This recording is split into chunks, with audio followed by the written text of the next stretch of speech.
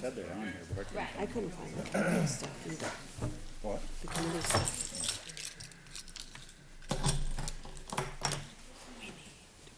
We live?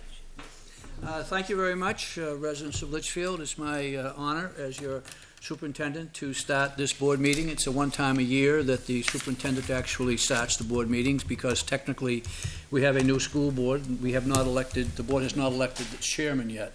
So I will start tonight by asking everybody to stand up and say the pledge, please. I pledge allegiance to the flag of the United States of America and to the republic for which it stands, one nation, under God, indivisible, with liberty and justice for all. And my big duty tonight is to ask the board if anyone has a nomination for the chair for the coming year. I would like to nominate Brian Bork as the board chair for the And do we have a second for the nomination? We have a nomination and a second. Is there any discussion? Hearing no discussion. All those in favor, please signify by saying aye. Aye. Opposed? Abstained? Mr. Bork, congratulations, I think. Mr. Burke, I don't know. But certainly you have the board behind you, and congratulations and good luck. Thank you. All right, with that, good evening, everyone. The next order of business is to vote for a vice chair. I'd like to nominate Tina Harrison for vice chair. I second. Are there any other nominees for vice chair? Hearing none. All those in favor signify by saying aye. Aye. Opposed? Abstained? Welcome again. Thank you. On with the show we go. Do we have code of ethics to sign? Yes. I have code of ethics and conduct, school board conduct as well. We do have a revision. Yeah. Mr. Chair, there is one revision when you have an opportunity. Yep. I would like to withdraw the policy discussion that is on the agenda for this evening and push that out into the future when we have a little bit better definition. Okay. And that's policies JC and JICI. That is Weapons correct, on Mr. school Chair. Property under the new business. Thank you. You're welcome. Can I explain part of why you're pushing this off? Well, we want to push it off because there's a lot of discussion about that particular area, which is the discussion around the ability to carry guns, concealed weapons, and we felt that we should push that discussion off until we have a little more clarification of exactly what the current RSA means and how the RSA is going to be utilized within public schools. So we do have a safe school policy, which we will keep in place, which I think in essence does the same thing as what I was hoping to do with the change in the RSA, but until the RSA is fully vetted, I think we should just hold on to what we have. It's my understanding the state put down a bill that would outlaw guns in schools, correct? The RSA allowed for citizens in the state to carry concealed weapons without a concealed weapon permit, and moreover directed that the laws concerning weapons would only be able to be enforced by the state, and local municipalities could not pass laws within their municipalities. There was a motion to change that law to allow public schools to control more of exactly what was going on, and that motion did not get a favorable vote, so it did not get a chance to get out of committee.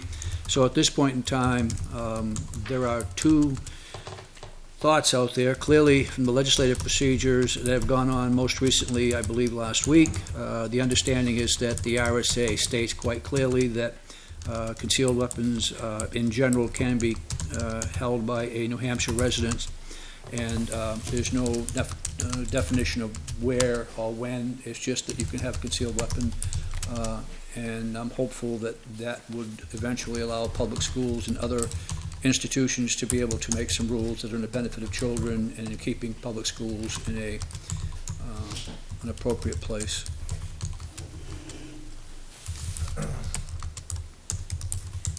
They want to sign it. On the passport.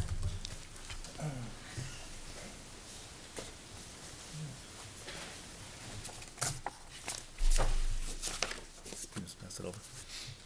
All right, next is board member assignments. Obviously, the first thing we look for is someone who would like to volunteer for some of these positions, otherwise you can always just assign positions. The first one is the budget committee. Basically, that member, it represents the school board to the budget committee. They meet approximately once a month until you get the month of November, December, and I believe they met 3 times for the town and 3 times for the school. We go through the budget process. For the most part, through the course of the year, their meetings are pretty brief. They probably last anywhere from half an hour to an hour if there's anything pending as far as budgets, but for the most part, there's really not much the budget committee can do once the budgets are passed. So I don't know if anyone had an interest in doing the budget committee. Have you ever watched any of the process, Rob? Okay, so you're pretty much familiar with it.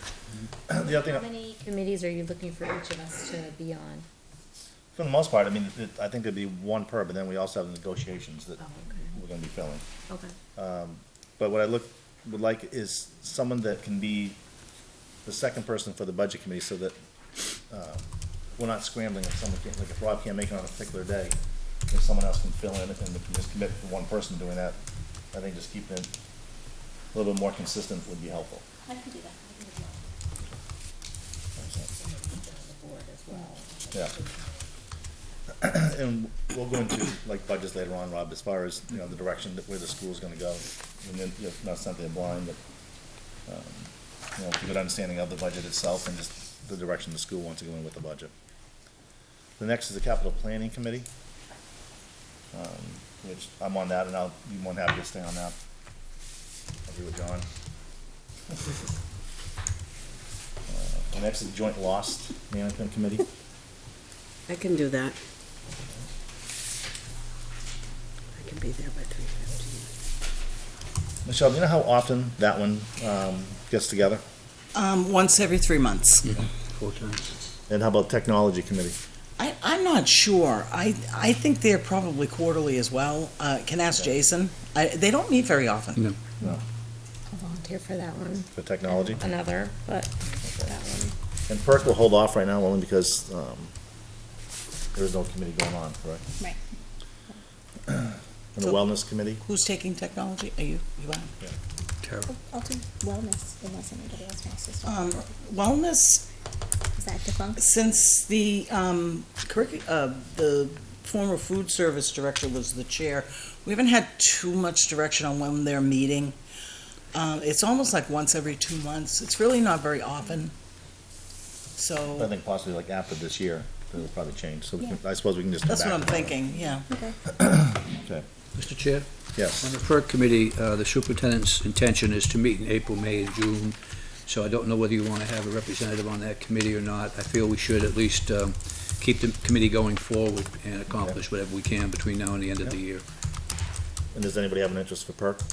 I can do that, whatever. That one that- usually meets right after school. That's a like, tough deadline. It's after school, usually on a Wednesday before the school board meets, and it usually Oh, I meets from can't get there 3:30 till until 3. Yeah.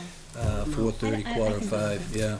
Oh, they meet at 4:30, quarter to 5? They meet at 3:30, Oh, I can and do then they that. go till about 4:30, quarter to 5, 5 o'clock. Whatever. Is it you once want. every few months, you said? That would be once a month prior to a board meeting, usually Yeah, the don't mind doing that. second Tina board says she can meeting, do I it if think. you want to do it as a backup, Yeah, I'll be. so same thing. Thank you. Thank you. So the next is the 2 negotiation committees, one for the teachers and one for the support staff. I'll tell you what my thought is on that, and that is, because I'd already spoken with Tina, that I'd be happy to do the support staff, and I'd like to do it with Liz, if you have an interest. Okay. Wow, call me out. That's fine. I'm happy to. Well, I know you're passionate about some of the portions of. I am that- very passionate about that. I know you are. I'm happy to do the LEA negotiations. Okay. I'll be happy to help with that. Those meetings can be lengthy, and they can be short. There's anywhere from, you start off with, I think, 6 meetings scheduled. Yeah. It could be a little bit more, it could be a little less. But for the most part, it starts off a little slow. You know, you try to get the groundwork of the contract. boundaries, and then it gets a little bit more as time goes on as far as what they're looking for. So, all right, excellent. So I think we have our committees. Mr. Chair. Yes.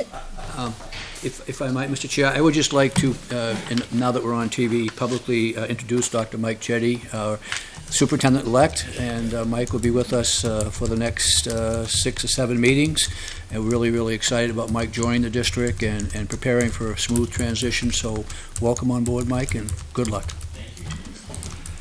Congratulations. Next is summary of non-public actions from February 21, 2018. Mr. York made a motion to approve the non-public minutes of January 24, 2018. Mrs. Harrison second, motion carried 5-0-0. Mr. York made a motion to approve the non-public minutes of February 10, 2018. Mrs. Harrison second motion, motion carried 5-0-0. Mr. York made a motion to approve the non-public minutes of February 14, 2018. Mrs. Harrison second, motion carried 3-0-2. Summary of non-public actions from March 7, 2018. Non-public minutes of the first session were sealed by the board. There were no board actions in the second session. At this time, I'd like to make a motion. We have 2 sets. I wrote it down somewhere. To unseal for our attorney only the minutes from March 7, 2018. And there's also a set of minutes from, I wrote it down, Michelle. November 15th, 2017. Okay, I'll do them separately. Did you just make a motion? I made a motion now to unseal for our attorney the minutes from March 7, 2018. I'll second. Can the board chair make a motion? Pardon me? I thought, do you know what I mean? I thought, like, if you're, like, as a president of a nonprofit, if I was president, I couldn't make a motion. You can do that? Yep. Oh, sorry. Just checking. Not sure about the rules of order. What's that? Wasn't sure about the Oh, rules of yeah. order. All right. All right. Any further discussion? If not, all those in favor signify by saying aye. Aye. Aye. Opposed? Abstain. Should they abstain where they weren't here? Yes. Yeah. Those 2 abstentions. I'd like to do the same with the minutes from November 15th. Second. Further discussion? Hearing none. All those in favor signify by saying aye. Aye. Opposed? Abstain. 3-0-2. Those are just for the attorney only. They'll remain sealed. So presentations, recognitions. I have one presentation. I asked Derek if he could come this evening. I know I thanked him for his service during the deliberative, but I just want to, again, in this setting as a school board, to thank Derek for his 6 years of service to the school board. Derek was a school board member, a vice chair, a chair, and contributed quite a bit in negotiations. And hopefully you'll be back at some time. But again, you never say never. But definitely your time is greatly appreciated by the town, by the school board, and I want to say thank you. And I also have a little statuette to say thank you.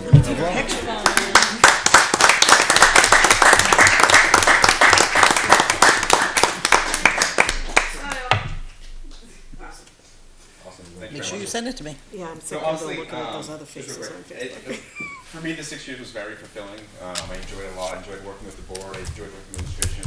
I even enjoyed negotiations with the LEA. Those meetings are not short; they're always long. So I don't know who you're trying to fool. The first one. But honestly, it's been a great 6 years. I really appreciate it. Who knows? Maybe we'll do that someday. But for now, I'm gonna take my Wednesdays back. Enjoy. I feel like I'm gonna do tacos, so I'm gonna go with tacos. Again, thank you, Derek. Thank you. Thank you very Thank much, you. Derek. And thank you, Barker family, for sharing him with us. Thank you. Oh, they're really leaving the tacos? Oh, come on. Bring some back. Bye, honey. Little Logie Bear. I believe next we have the CHS Athletic Booster Club. Press Box Committee. I did email them. Maybe they didn't Okay, get it. I don't know. that's fine.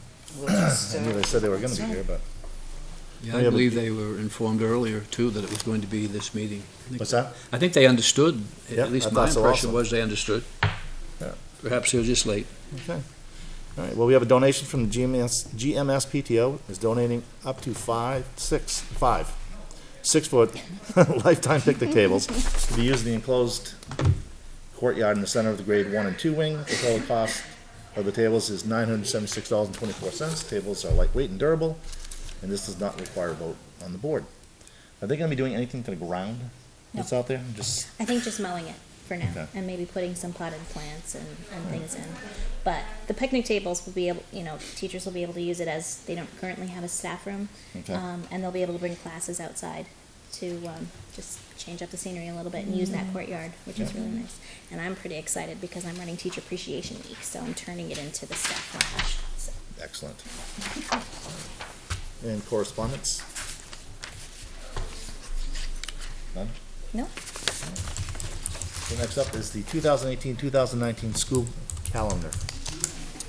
You have in front of you in your packet a draft of a school calendar for 2018-2019, and it is a late start.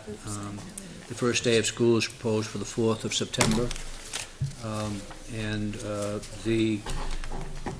what we've been doing the last couple of years is taking November 19th through 23rd, the Thanksgiving break, and scheduling that entire week for no school for children, and using one day for teacher workshop day and one day for parent-teacher conferences, Monday and Tuesday, and then having the Thanksgiving recess Wednesday, Thursday, and Friday.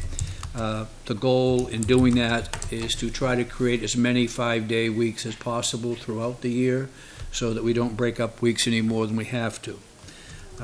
December holiday, again, you can read through this. I'm not going to go through everything.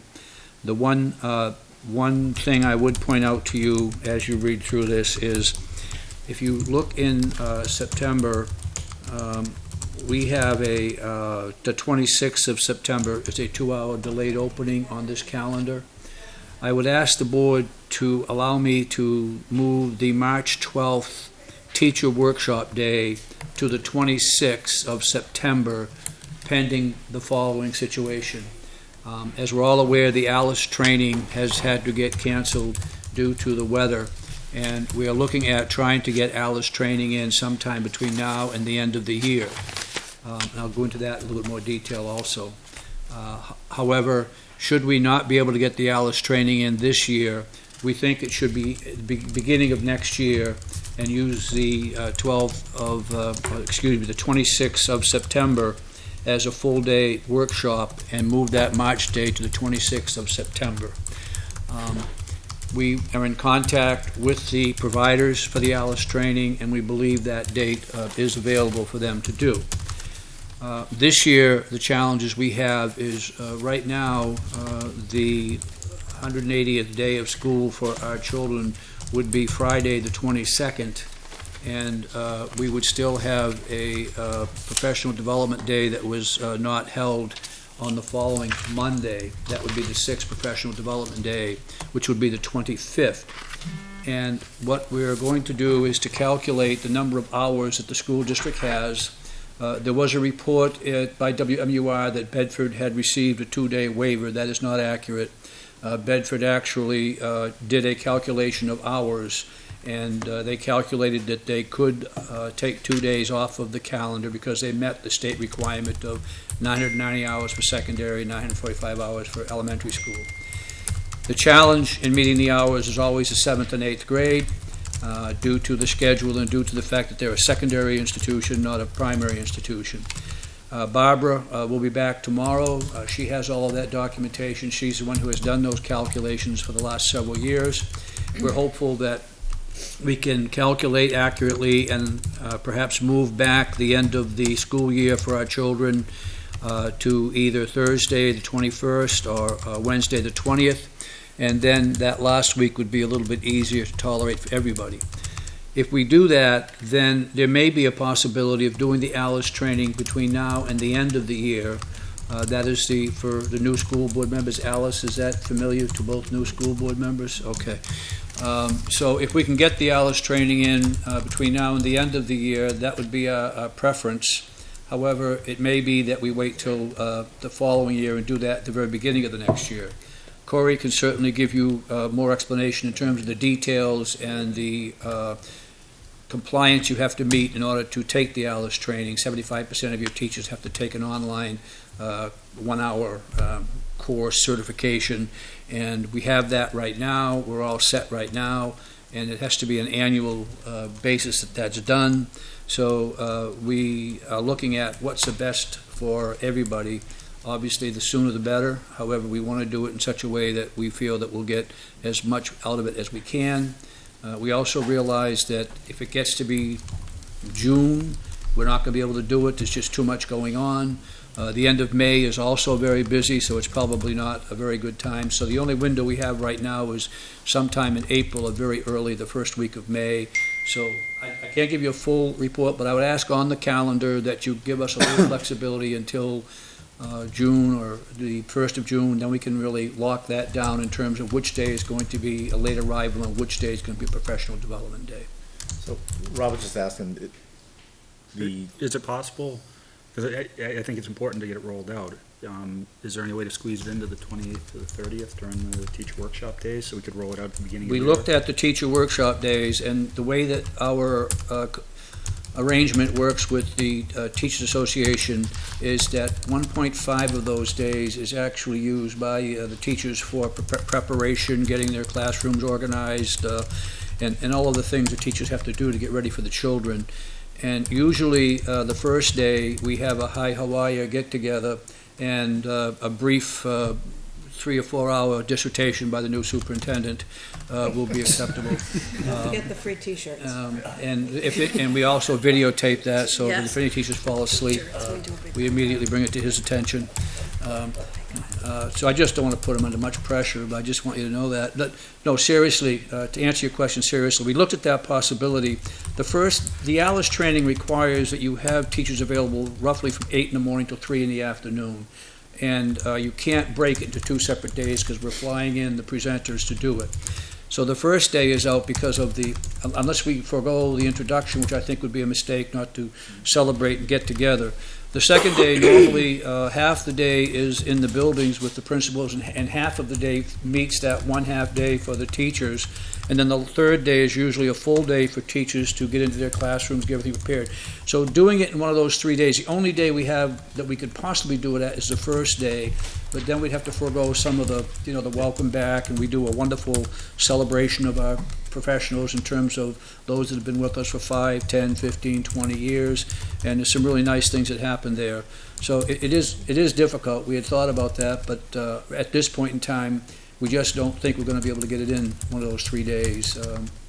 We were hoping we could, but I just don't see that happening. Now, I'm sure that we could discuss that and see where it goes, but at this point in time, I haven't opened those discussions. At the risk of teachers in the room throwing things at me, is there any flexibility with the number of days that we have for PD before the start of school? Can we add that Monday, the 27th, and do that as a PD day so that it fills up that week, and maybe take out some That's a of the thought. early? We'd have to talk. I don't know exactly how the CBA language is in there. Okay. I'd have to look at that. I don't recall the exact language, but certainly if that was something that we could talk about, it's a good idea. We'll look into it. Monday the 27th of August.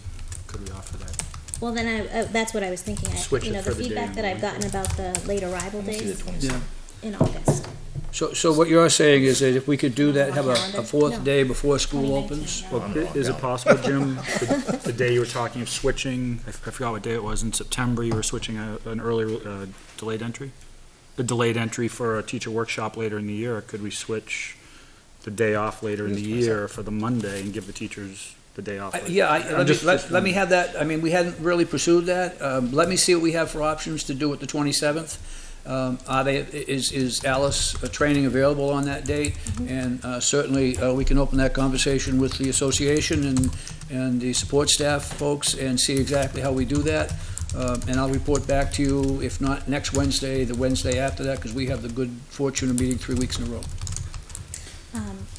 Just the other piece of it too is the feedback that I've been getting about the late arrival professional development is that it's really difficult for some families, working parents, and kids who are in different schools and everything. So they would prefer, parents would, I'm not one of them, but from the feedback that I'm hearing, a full day at the beginning of the year to kind of cut out those late arrivals. I don't know how much leeway there is with that, if we have to, have a certain amount of PD each num, right. You have, fine. do you want me to respond, or? Yeah, well, the CBA that we currently have has 180 teaching days and 6 professional development days beyond, and we have to work within that contract. I would certainly advocate publicly and privately in any way I could that we have more professional development full days to do work with professional development. And I know that the board has looked at the general concept of how do we utilize time to optimize educational instruction and professional development in the district. And one of the conversations that's occurred is, can we go to some sort of a 186-day contractual obligation, but not necessarily 180 and 6. Maybe go to using hours and go to 188 or 187 and 8 or 9 professional development days. That would be a conversation that would have to be entered into during negotiations. About 9 days to the school year. Yeah. You just tacked on like 9 days to the school year. Mike over there saying, For an 89 days. No, if you had 177 days, I mean, thank you for the correction. If you had 177 day where you had children and you complied with the hours. required hours, then you could have 9 professional development days and still be within the contractual 186 days. And certainly I've had conversations with membership in the Teachers Association about that, and certainly the board has talked about how do we use time to optimize education, and I think that those kind of discussions should go forward. Can I just ask, Mr. O'Neill, to make it equitable, if we were to look at having that 27th, is there a possibility, again, to make it equitable, they come in on a Monday in August, the 12th, which is a Tuesday they're off in March, could we move that to a Monday or a Friday to make it equitable for the, if it is available to the teachers? So what you're saying, It's gonna be election day, wouldn't it? It's election day. That's That is election day. that's We're gonna election day, count that's any- why we do That's why I that, did it, yeah. yeah. That's that second Tuesday in March, and, we try to stay away from that because they do still vote, the voters still do vote at the high school. Maybe even like the 20th, like one of the days Thanksgiving week, just something to make it equitable for the teachers to Yep.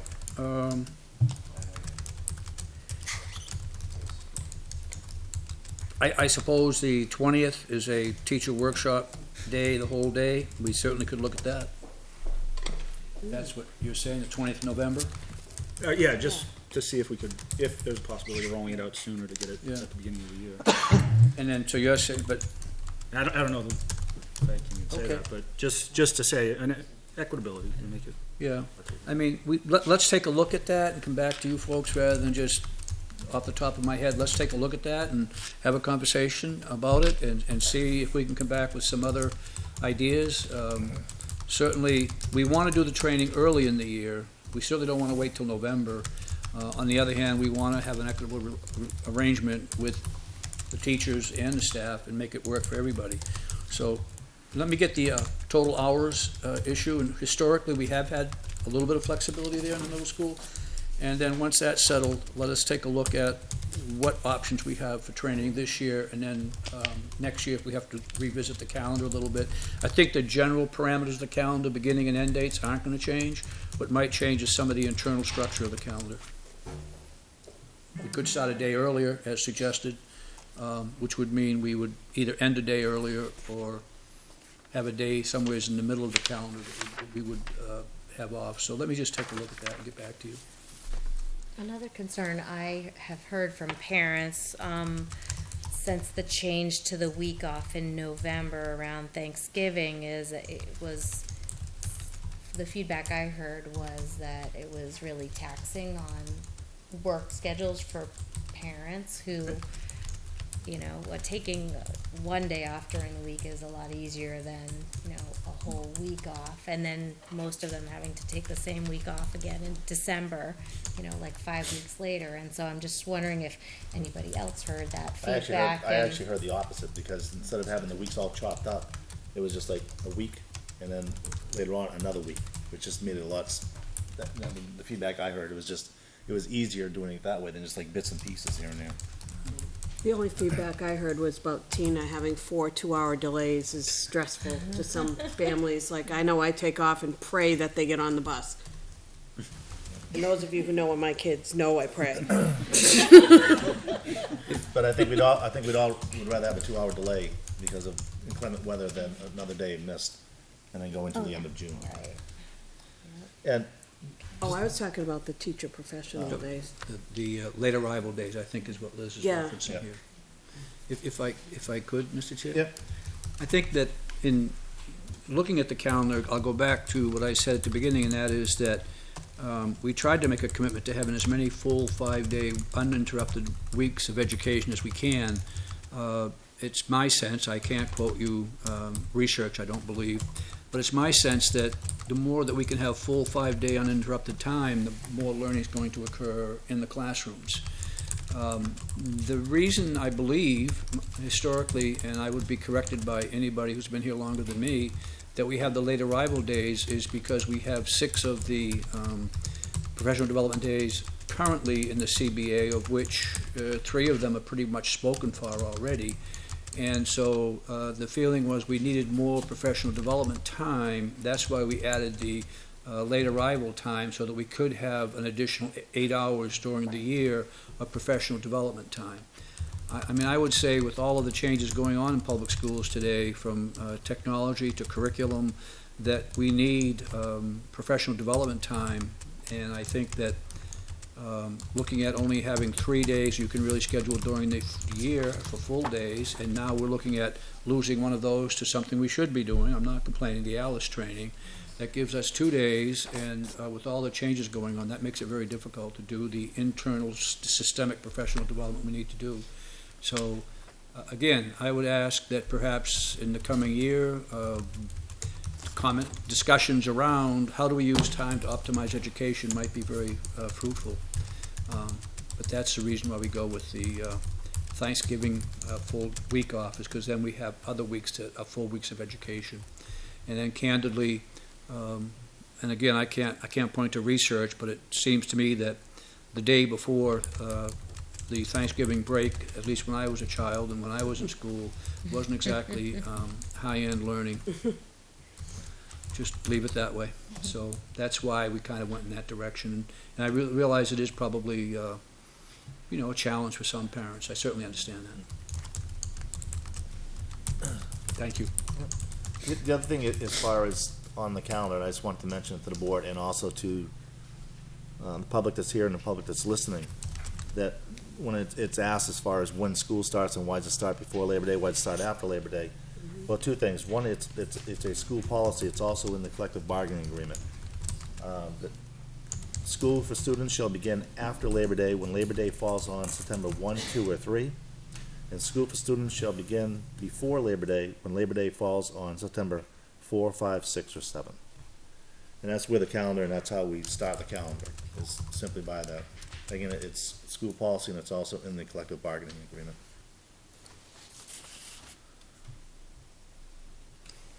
So what I would do is come back to you with some more input, and I would ask you to approve the calendar at our next meeting once I get the information that you have requested. Can I ask one more question? Why is August 8th highlighted to 2018?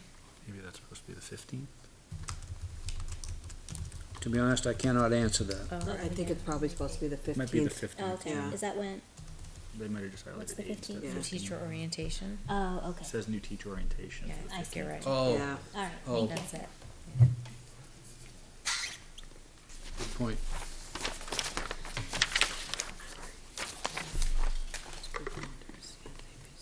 You have something on the graduation date? At the present time, I would believe that the graduation date would be on June 15th.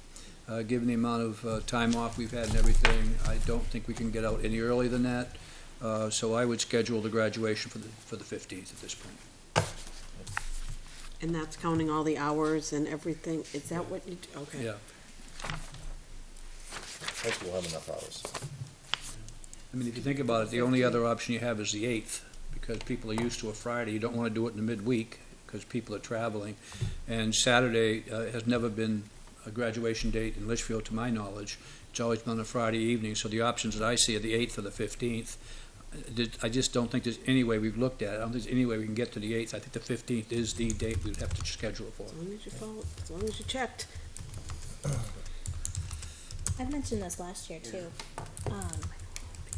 Have we looked into having the graduation ceremony be ceremonial and not, for example, when I graduated from high school, we weren't given our diplomas at graduation. We were given a nice folder to keep them in, and then they were mailed to us afterwards, contingent on, you know, with our GPA and our grades and everything. So the question wasn't, are you going to graduate? It was, are you going to walk? So have we is that legal? Can we do that? Can we look into that to keep the graduation date on the 8th and just kind of make it a ceremony, but with the understanding that the kids don't get their diplomas at that time, they come home later? And If you're asking me, I think I would defer a lot of that conversation to the high school principal. okay. If you're asking me from my experience in the past, my experience has been pretty much what happens here in different settings, everything from an indoor setting to an outdoor setting to off-campus settings, but where students walk and they get their actual graduation diploma that day. Not to say it's the only way to do things, so I'd ask Bill if he has some additional information he might share with you, but I also think that there is a certain degree of history and tradition that goes with the way that Campbell does its high school graduation right now, and I think the town is kind of bought into that whole historical context. But I certainly can ask Bill to take a look at that Okay. and let you know if there are some other Yeah, options just you might have. as an option, because I know some families have already, you know, planned on that day and they bought tickets, and Do any schools around us do that? I don't know. I grew up in Vermont, so. Well, there you go.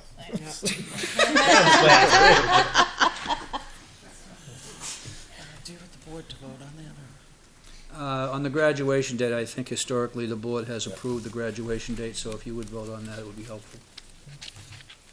Is there a motion? Second. No, is there a motion? Oh, I'm sorry. sorry. That's right.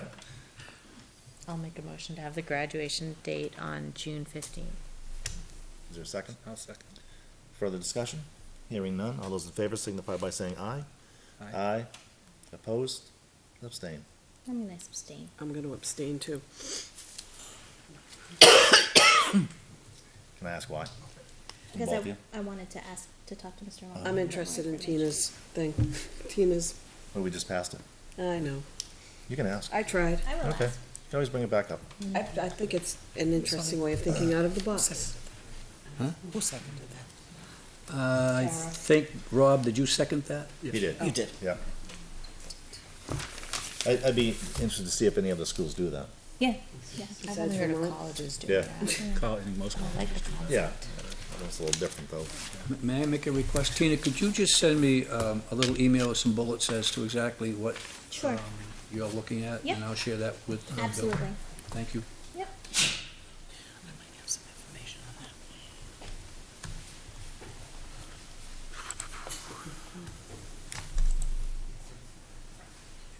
Jim, were you gonna talk on the AP score summary? Be glad to if you'd like, Mr. Chair. I didn't know if you were gonna speak on it or wait until, Bill, Bill was here. why don't I just talk about the first page, and then I'll let Bill get into a detailed analysis of it, Yeah. if that's your will, or we can wait until Bill's here, whatever you'd like. Yeah, I'd like to have Bill here in that conversation in case there's any questions that the board has, especially where it pertains, directly right to the high Absolutely. school. Absolutely. The format here is that the first page is some bar graphs with the AP exams and students that had higher than a 3 on the exam. And just overall, if you look at it, what you will see is that we have improved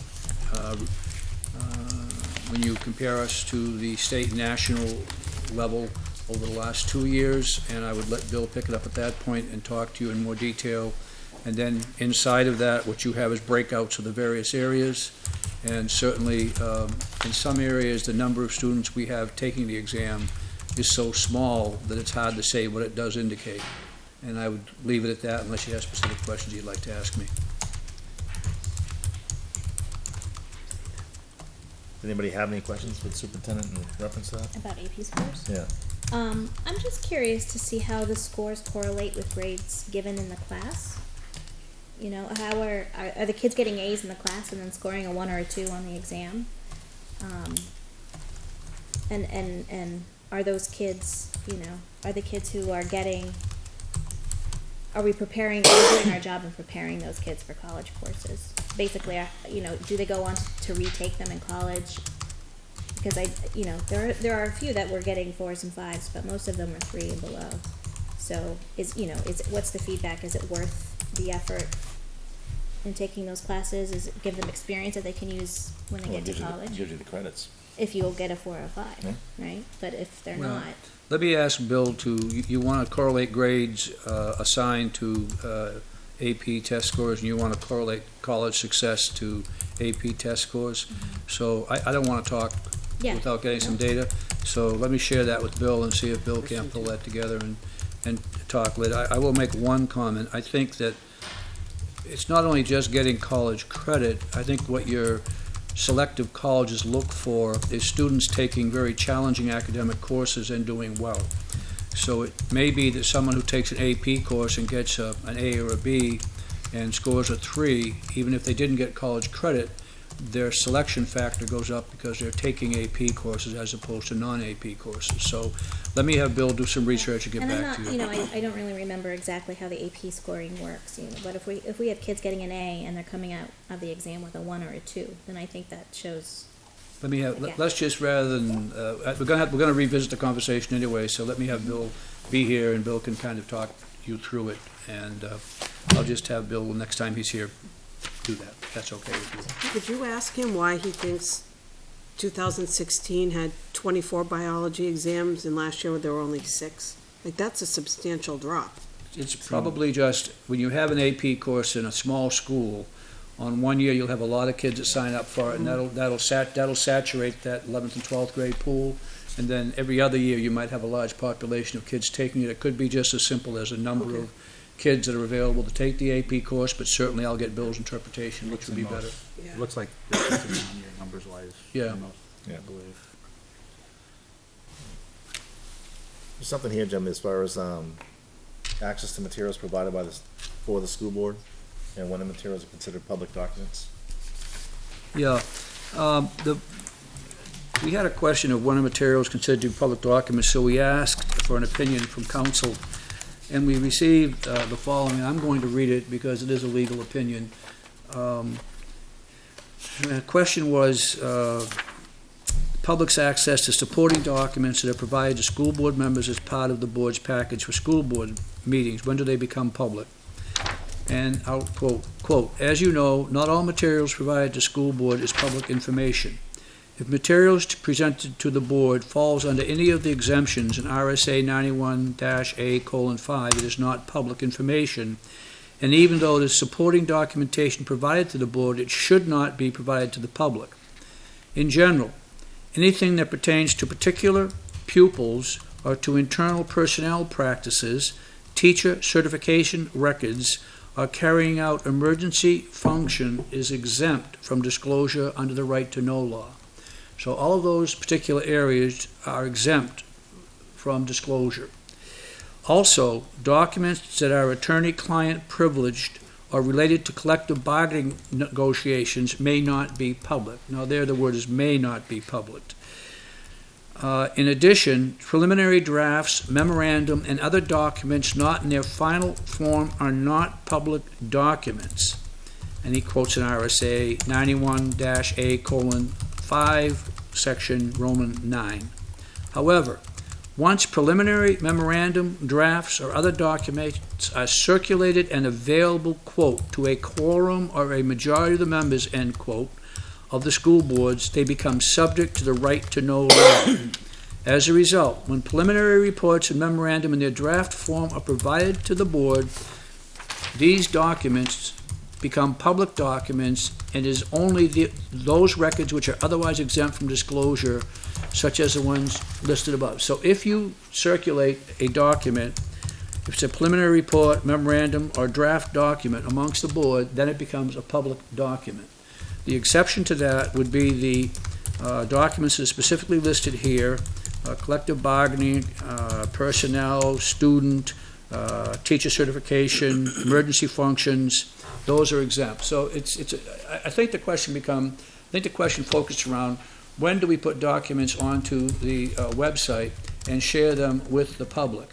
So if you have a document that is a draft document or a document that is a preliminary document, you don't have to put it on your website. You shouldn't at first. Once that document is shared with the board and the board has a chance to talk as a board, not as individuals, I think, then that document should be placed onto the website. On the other hand, if it was a document that was confidential about personnel practices, negotiating, et cetera, then that is always a non-public document because it is excluded from the right to know law. Does that clarify that? And Michelle, do you want to clarify that at all? Do you have any further clarification? I did fine. So, is that, Just to clarify, if we talk about the collective bargaining agreement, we talk about it, but it's not voted on yet, then it has to be posted. that is my understanding. Once you talk about it and you had a chance to share it amongst the board members have had a chance to look at it and view it and talk about it, then it becomes a public document unless it's a specifically exempted document by the right to know law. Could you send a copy of that to the board? We'll do. And along those lines, I know we'll have a little bit more discussion when we get to school board comments, but Michelle, did you ever send out the presentation from the School Board Association from a month or so ago, the thing as far as what's a quorum, as far as voting? You said you had the slideshow. Oh, did I send it to you? Have you sent that? Yeah, I don't recall seeing it, that's why I'm I asking. don't think I did. I think I sent you that one you requested, Okay, that you wanted, that you didn't go to, that you weren't able to go to. right. But I can. I think it's good information for the board to have. Sure, Absolutely. It's an easy read, it's just, the slideshow, but you get some really good information. And we'll send you this legal Yep. opine at the same time. It's in PowerPoint form, just so you know, so Yeah. the commentary is what you're missing. Yeah, which I don't think you really need it anyway. I think the rest is just bullet points. And that was That's on, helpful. basically on quorum, Yep. and right to know, wasn't it? Yep. Mr. Chair? Yes. As a follow-up to that, we have secured counsel to come and talk to the board in a closed meeting on our first meeting in April. Is that correct? That's right. On our first meeting in April, council will be here to talk to you in a closed meeting about right to know and a quorum and all of those other things, and also be available to answer any questions you might have.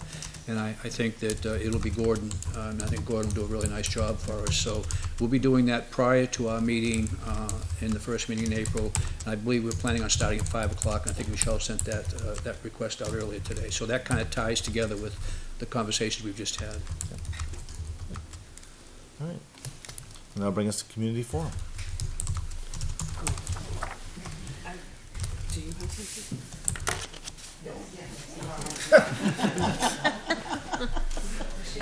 You don't have to. This is why I'm here. I'm out. No. Hi, Hi. Paula's Vicky, 3 Cocovia Circle. I put everything on my phone, so hold on a second. I am here today just because we have a new board, and we have I feel like it's a very exciting time in Litchfield. We have a new positive, what I hope is a positive school board. We have a new great leader coming in. We have a lot of young, innovative, ready-to-go administrators. Jim has taken us to a great point, and we need to move on. I see us being a top 10 district very, very soon. With that, I feel like that needs to come with the leadership of the board. And I am in education, I'm an administrator, and I just want to share with you a story of just me talking to colleagues. I like to think that I surround myself with people who are motivated, innovative people who want to do well in schools. I like to reach out to them. I like to have colleagues that do that, and I talk to them a lot about what are your next steps, what are you guys going to be doing. Do you want to come to Litchfield? Do you want to come to my district? You know, I'm always out there headhunting because I want the best people working for me in my district, and then I want the best people teaching my kids in this district. And when I talk to them, and I see people at administrative levels and I say, do you want to come be a superintendent? How about you apply for this job? I'd love to work under you. A lot of people are like, whew, I'm a little hesitant. I'm a little hesitant because when I go or I watch a school board meeting in Londonderry or in here or there, and the new superintendent sits down to just get their first meeting under their belt, they get lambasted by the school board. Sometimes the school board doesn't know their position. They're unsure what they're supposed to do. And I know you are all here for good reasons, but we have one person that is leading our district, and that is the superintendent.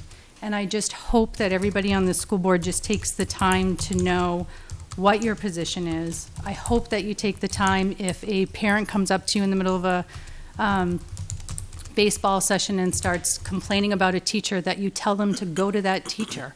And if they're not happy, and if they're not happy with that they go to the administrator. And if they're not happy with that, then they go to the superintendent. And if at that point it comes to you, that you will take everything into perspective to make the right decision on what needs to go next. It was very clear that when everybody voted that our district, it has a passion for education and they want to see things move forward. It was real disappointing that we're not there with special education yet. I hope that you will understand all the many different aspects that come with special education and how important that position is, and I hope to see it on the ballot again next year. I hope to hear things like project-based learning. I hope to hear things like personalized learning. It's actually in your mission to provide a rigorous and varied educational opportunity. So that's not just for kids in special education, but those who are above grade level. I hope that you consider, I know part of this agenda today is to give the superintendent goals, but I hope that you'll consider collaborating and making goals of your own. I hope that you'll reach out to community members, maybe by survey or something, to see where we want to go with our building at GMS. I know everybody comes to the table and says, oh, we want a new building. Oh, we're just going to put money into Band-Aiding it to death. What does the community want? Can we get a warrant article out next year that will ask the community members, what direction do you want us to go in? And then we go in that direction. I just think having some kind of input, because you know those who want to give it will give it if you reach out.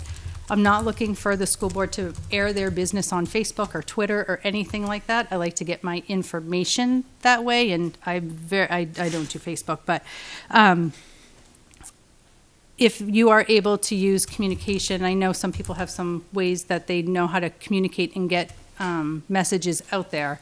Not to air our business all over public, because this is where it needs to happen, but rather to get clear, concise messages out and to know that when people come here, they're going to be heard. I can't come to every board meeting, although I'd like to, and neither can everybody else with kids, but they would like to have an avenue to at least have their voice be heard, and then to see the board take action on that voice is really helpful. I would love to see a planning committee or some kind of committee that goes into either whatever we're Band-Aiding or building, and have community members on there that are not board or budget committee members. You need parents on this committee, whether they have kids in the district or not, to be able to have some clear voices that don't have another agenda or another team that they have Would you like to. to be on that committee? Yeah, I'll head it if you'd like me to. And then, That's capital improvement committee. yeah. So I'm asking if you have I an would. interest in being on it. I would love to be. I don't know what I just got into, but I would love to do that. I hope that our new curriculum person has a big word on top of his or her head that is innovative.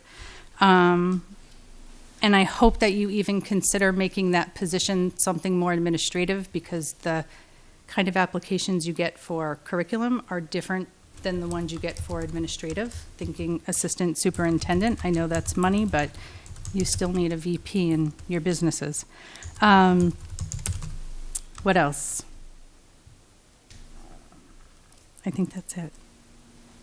I'm very happy with where we're at. I see us moving forward in a positive direction. I just hope that we stay there, because I have a lot of investment in this district in more ways than one, and I want to make sure that we're headed there. So that's it. Thank you for your time. Thank you. Thank you.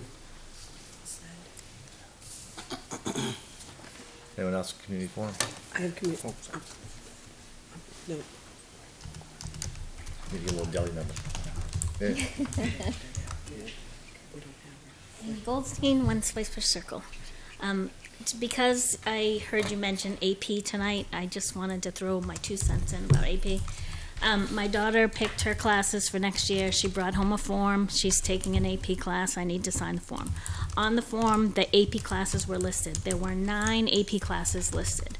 And it's my understanding, and please correct me if I'm wrong, that no matter the numbers enrolled in an AP class, the AP class runs. On the other hand, we are cutting regular classes because of enrollment numbers. For example, the jazz band hopes every year that they get enough kids to run the class, and last year an entire French program was eliminated because of enrollment numbers. So I would just ask that when the enrollment numbers come, you really consider which classes you're running and not running, so that we're not sacrificing the non-AP kids at the behest of kids who are going to do very well wherever they end up. Colleges, I have 2 sons who have already graduated from college, and it's my experience that colleges will not accept an endless number of AP credits. You get a certain number of credits that they will allow. Also, if you take an AP class that's part of the major you choose to study in, for example, my son took AP Biology. He got a 5 on the test. He's a biology major. He still had to take biology because they're not going to let you opt out of a class within your major. Same, he was in the honors program. He took AP English, got a 5 on the exam, but he was in the honors program, and there was an honors English class that every honors student was required to take. So I think parents need to be aware before they shell out money for 6 AP classes that the colleges aren't going to transfer all the credits. They're great for the advanced content for those who want a challenge, but I think we're putting those kids, a small select group of kids, above a larger portion of other students in the classes they're allowed to take. So just, if you could please think about that when the enrollment numbers come in.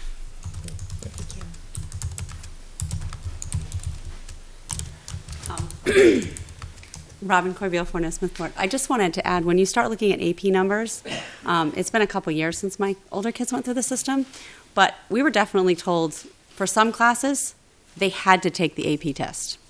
If they were enrolled in that class, they had to take it. So you may have varying numbers on years that are a couple years back, because you might have had teachers before we had dual enrollment who it wasn't a choice. If you were rostered in their AP class, you had to take the AP exam. Now we have, because I think as my son graduated, there was all this dual enrollment, there were some SNU credits that could be offered. You could take the AP exam for stats, but you could also pay $100 and get the credit based on the grade that you had in the class. So there may have been some kids there, again, who opted out of taking the AP exam because we can just buy the credit, which sounds horrible, but you can, right, from SNU. And those credits don't always transfer, even to UNH, because that's where my son's at. But again, I think that's a parent's choice in becoming educated about what direction your child is going in, and what you want to do with those courses is up to the parents to do, not the district to decide for them. Because again, my daughter took AP classes, and it didn't apply to her, those classes necessarily equally in college, but she got rid of some of her general ed classes that she didn't have to take. So her calc got rid of a stats class.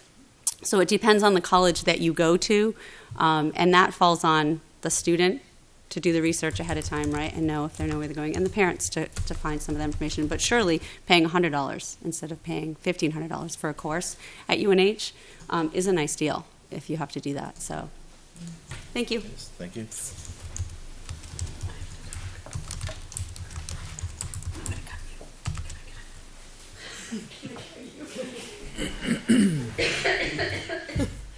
Elizabeth McDonald, 46 Natticook Ave. Michelle, can we revisit the Booster Club flyer? Do you have a copy of it? It needs the bricks. This has nothing to do with sponsorship, just the actual flyer just needs the school board approval. Is that what I was under the impression of? Weren't we discussing that, and you thought that the board? I thought that that had already been Here. settled, and the board had directed the Booster Club to come to the superintendent, and the superintendent would approve the flyer. I thought I had approved that flyer quite a while ago. Yeah. All right, so it's That approved? flyer was ready to roll. Okay. I don't know what And it that's was all the about. other, okay. Okay, I'm done. Thanks. And I actually asked the Booster Club at one of the last meetings, how come they haven't started selling bricks yet? Because they didn't think, okay, all right. That's fun.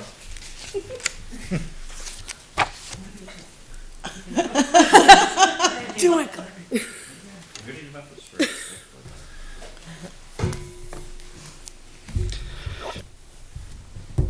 Nate Cooper, President of the LEA.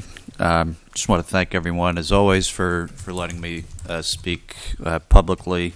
On behalf of the LEA, I want to congratulate all of the new members to the board. Liz, even though she's not I'm new. quite as new, certainly Mr. Myers and Mrs. Hirschberger, and also, because he's here, Dr. Jetty. So I certainly, on behalf of the LEA, look forward to working with everyone this year and next year. As you know, I've stated publicly before and on Facebook and on Twitter, our teachers were ecstatic that the town decided to go ahead and support full-day public kindergarten. So I'm extremely excited about that. The town, or our members are excited about that. And I do, there are certainly lots of folks on this board and certainly in this community that made it a reality, but I do want to point out and thank Christina Harrison. I think she just did so much work on making it a reality. I think many people in the community would share those sentiments. Certainly this board has did a lot, but I just want to thank Mrs. Harrison for all of her hard work in making that reality. And certainly to the town, considering the weather on that day, for the turnout to be far eclipsing what it has had in the past. Over 1,700 people voting, I think, is a testament to how serious people in this town take their civic duty. You know, you would have thought, you know, if you heard other people talking in towns, well, boy, this could have passed and that would have happened if people would have showed up. People showed up much more than they ever had in the past, so I think that's great. So obviously there's going to be new leadership here on the board and with the new superintendent. I think that there's been a very good working relationship between the LEA and the board and the superintendent. Maybe people disagree, but that's my assessment, and I hope that continues. I'm glad Mr. Barker was here earlier. I want to thank him personally, and certainly in my role as the LEA president. He certainly played a monumental role in changing the conversation within this community about education and education-related issues. He was pivotal in changing the narrative and changing that conversation, and I think we owe him a debt of gratitude for what he did for all those years. And certainly want to thank Mr. York for his time on this board and for stepping in last year to go ahead and fill in. I've had his son in class, a great kid, and I think that's a reflection of Mr. York's and Mrs. York's parenting. And, you know, just to end on that, I really do look forward to working with everyone. I think the teachers look forward to working with everyone. And I certainly share Mrs. Isbicki's assessment that this we are on the precipice of becoming one of the top school districts in the state. So, again, thank you very much for letting me speak.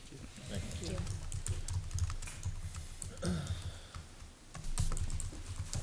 Anyone else? That'll bring us to school board comments. Just losing my spot. You wanna go first? You may. Oh, me? Yeah. Oh. Did you ask if you can go first? I asked if you wanted to go No, first. no, you can start. All right. I just wanted to welcome the dream team, as it were. I'm expecting great things. Just, I'm excited to have new energy and new ideas and perspective. And as we move forward, I think it's a great time to be on the board. And I wanted to offer, you know, I've only been doing this, well, 2 years now. Brian's been doing it far longer. This is I'm starting year 3. But I'm happy to kind of talk you through anything or talk you off the ledge or, give you guys any insight that I can. And I think I'm glad that you're going to the orientation with the New Hampshire School Board Association. That is a really great training. I did it 2 years ago, and because it's not till May, and we have a few meetings between now and then. I just wanted to, just kind of go over 4 points, things that, not stumbling blocks per se, but things to keep in the back of your mind going forward about, who we are and what we do together.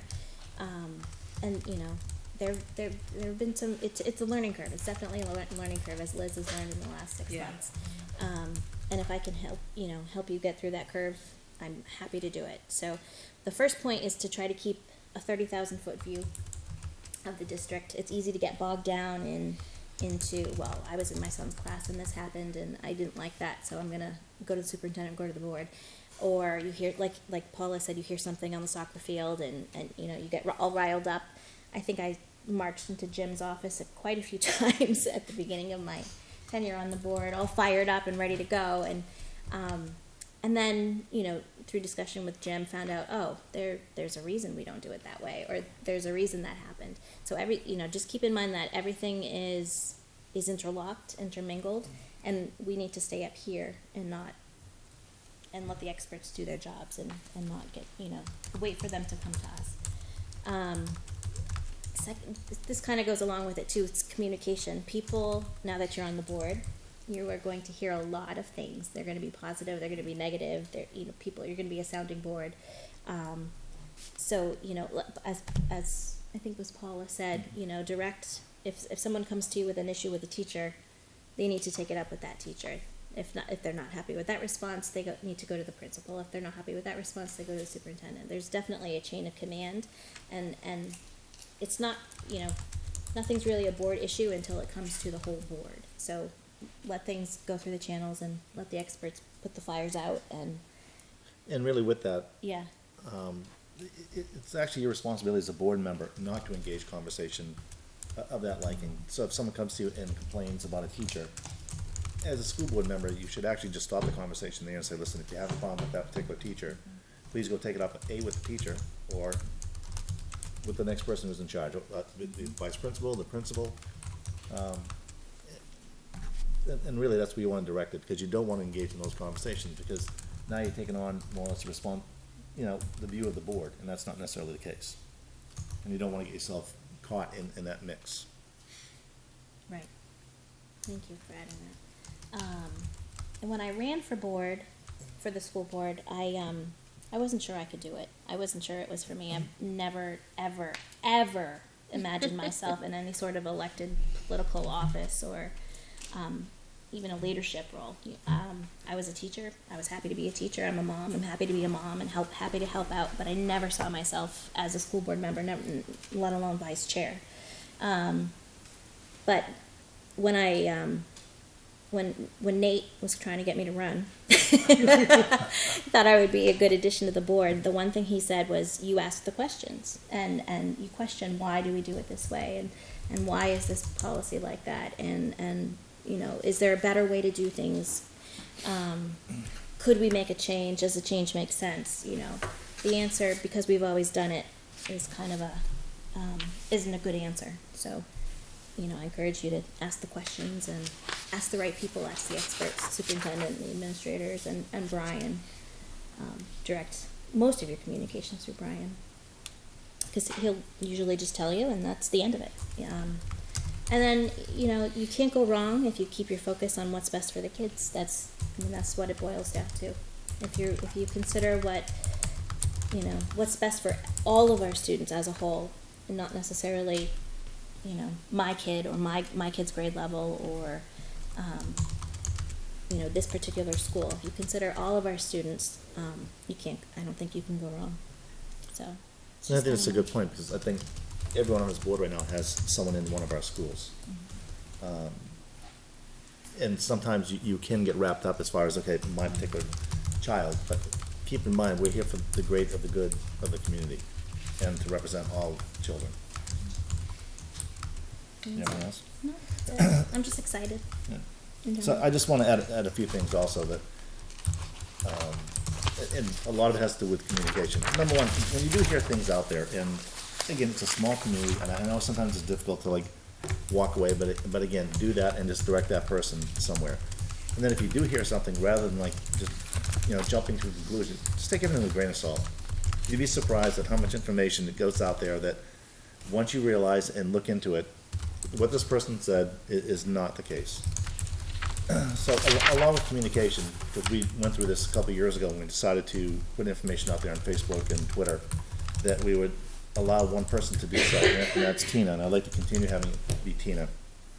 So if we want to put something out there as far as on Facebook or, ask a question, I ask you to go through Tina, let her channel, let her funnel it out there as far as how, and this way we're not going to start getting in any type of trouble as far as, okay, we just open up a can of worms, we're putting information out there that doesn't represent the board, that is not our focus and where direction we want to go in.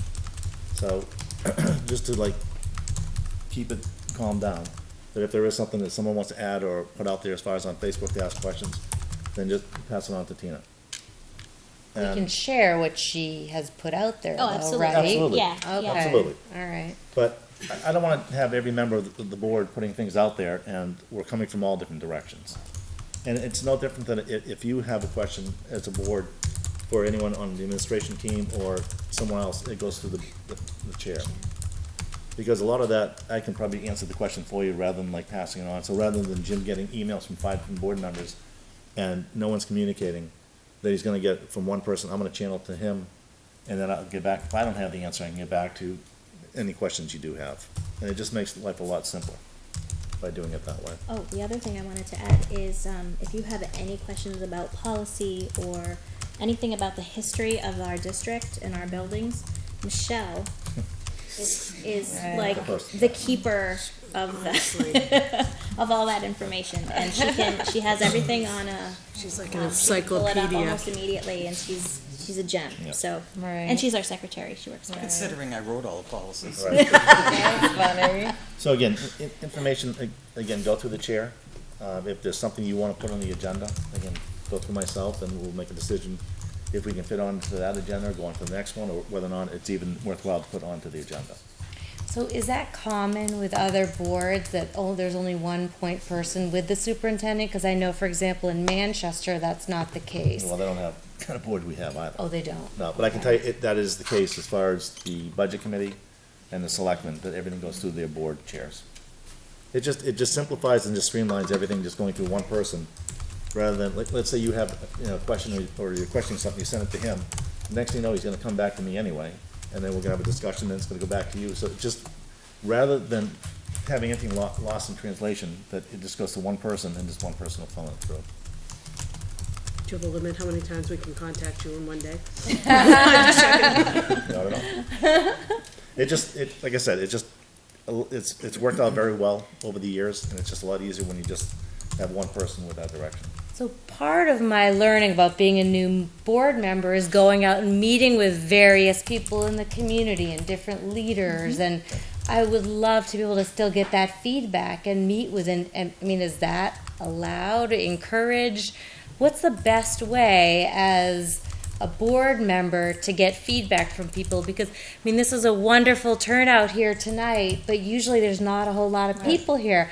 So what are the alternate methods where we can do our own research collectively as a board, or, whatever, besides just through these board meetings that are so hard for people to attend?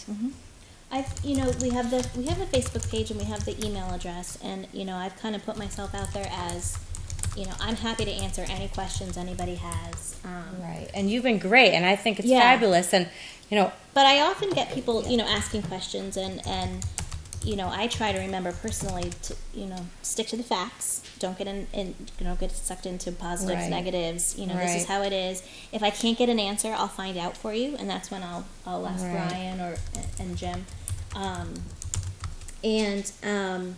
Try to keep it positive. And when it is something negative, there's usually another side to it that people don't necessarily often see. Everybody has a different perspective. Right. And I think, and people don't communicate the same way either. right, I mean, exactly. there's exactly. emotion involved But I in a lot of think, it. I think there is a place for feeling people out and getting getting feedback and what do you think about this, and you kind of have to take it all in and consider it and then make a decision going forward, based on, not just based on what somebody's told me, but what's the best move for the kids. So I think there's definitely room for that. Yeah. Is there anything in particular you can think of? No, I'm just thinking about trying to get up to speed on everything. I mean, Rob and I had our meeting yesterday with Jim. I don't feel like one of the things that we're going to be talking about are goals for the whole year, and I personally do not feel prepared for that because No, I just got everything And yesterday. that's one of the reasons we were not gonna have the discussion. So, I mean, okay, thank you.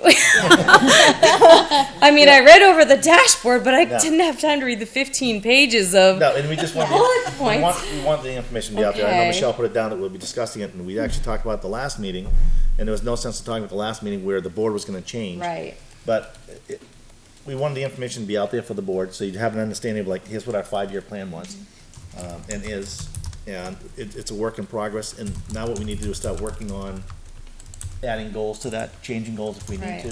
to, revising a goal if it's on there. I mean, it's like anything else, you can set yourself a 5-year plan, but it doesn't necessarily mean that Right. you're gonna stay right in that direction, because things change quickly sometimes.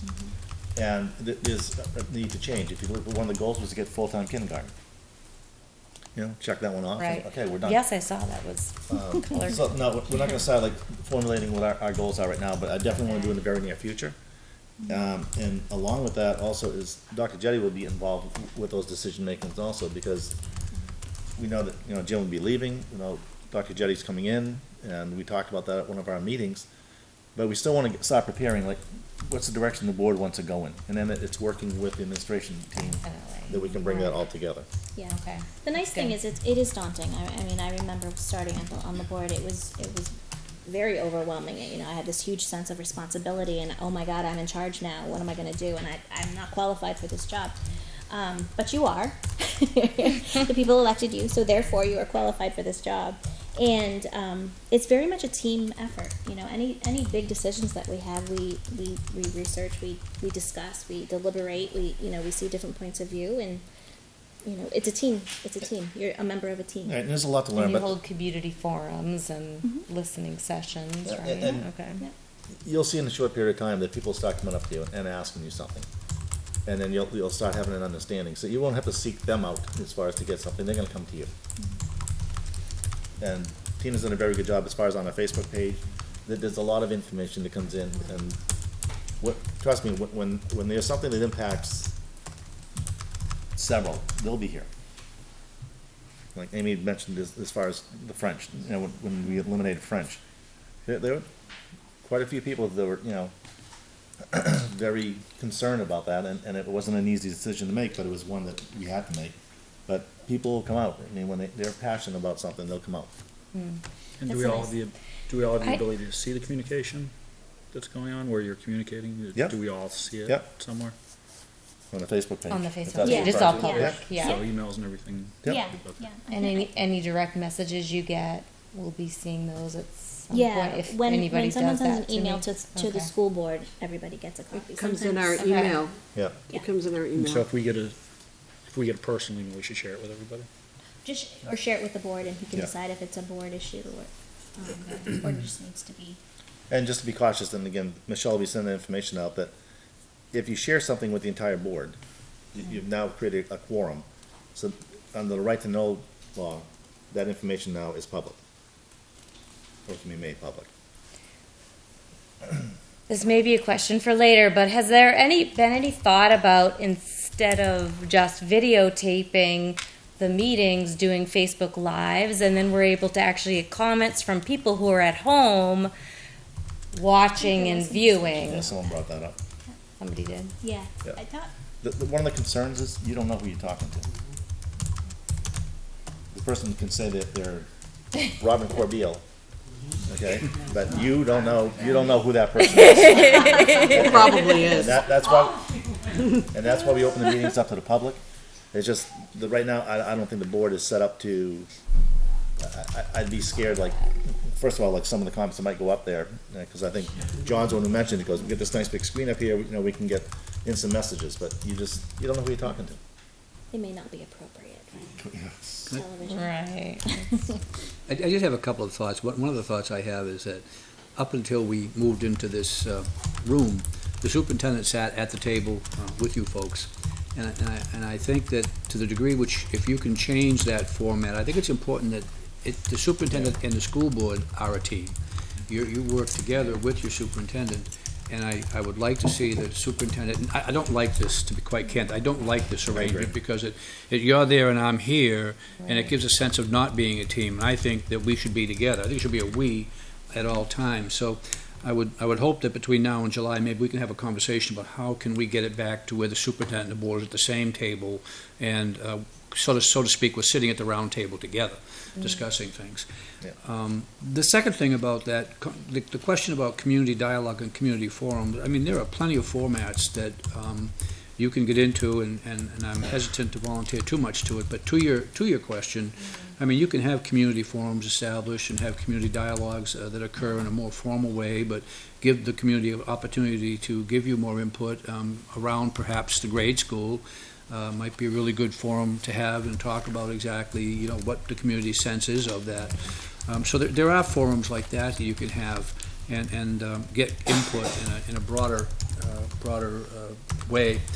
I also, as the chair, have some trepidation to going towards a more immediate interaction with the community. It seems to me like I've said, you're a representational voted for by the community to represent the community as a school board, and you folks spend hours and hours and hours perseverating about issues and thinking about issues and dialoguing about issues, and the degree to which you've made thoughtful decisions here, I think you have to take upon yourself to make those thoughtful decisions.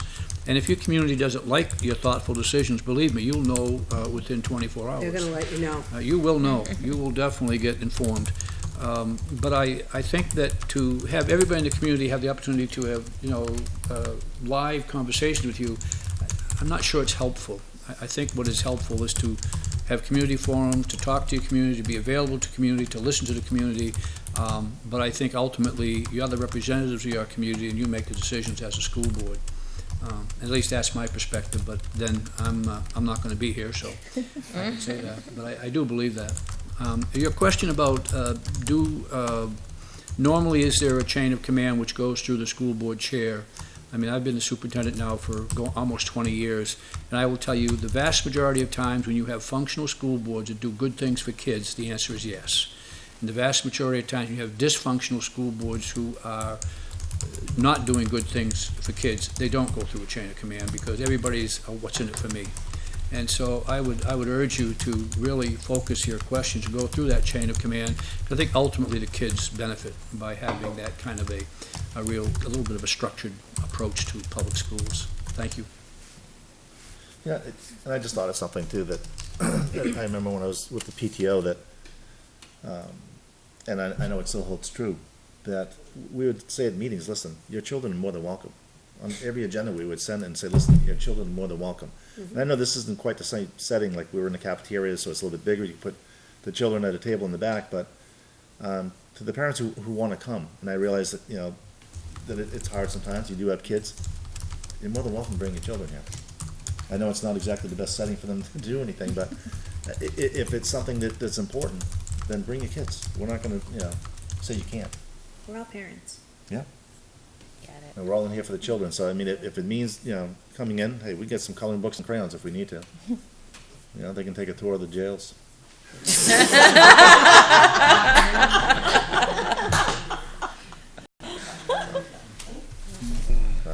I mean, if someone really wants to come and has something to say, and, they're concerned as far as their children, just bring them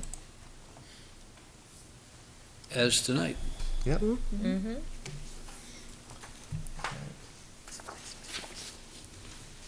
And I think that brings us to Mrs. Bickey with your BA report. You skipped the minutes. Yeah, I did, didn't I? I knew I was gonna skip something. Something's going on my laptop. It's like bouncing around. All right, we have two sets of minutes. The first is February 21st, 2018. Oh, I make a motion to approve the minutes from February 21st. A second. Further discussion? Hearing none, all those in favor signify by saying aye. Aye. Opposed, abstained. Yep. We also have minutes from March 7th, 2018. I'll make a motion to approve the minutes from March 7th. Liz? Pardon? I second. Further discussion? Hearing none, all those in favor signify by saying aye. Aye. Aye. Opposed, abstained. Abstained? Oh, sorry. So is that an aye? Abstain. There we go. Aye. Now we'll go to the DA report. I'll go. Eventful couple weeks. I'll speak a little bit to what Mr. Cooper said about the election and the turnout for voters. As I went down a couple times throughout the day from my office, and it was a steady stream of voters throughout the day, braving the snow and coming out. So it was really good to see. And standing in the snow, Corey. What's that? And standing in the snow. I stay warm. But I saw the voters coming in and braving through, so it was great. Awesome. So we passed 3 of our 4 warrant articles: the operating budget, full-day kindergarten, and our capital reserve transfer. The special services coordinator failed for the 2nd consecutive year.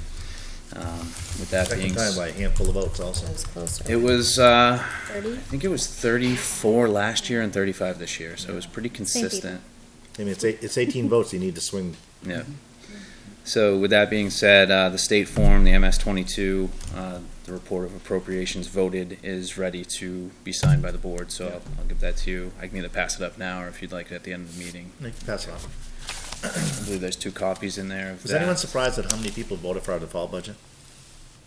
How many voted for default? 300 something? Really? I Probably should have pushed for it. No. Our default budget was a little bit over $500,000 more than our budget. Yeah. No. Did you? Thank you. We appreciate your optimism. So that next part is with that. It's been a busy week with starting to planning the full day kindergarten right off the bat.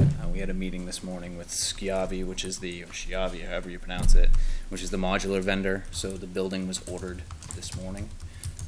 So that has been set for delivery the first or second week of July. So as soon as kids are out at the end of June, we'll start doing the trenching, getting the site work ready, and get the building in and get that up and running.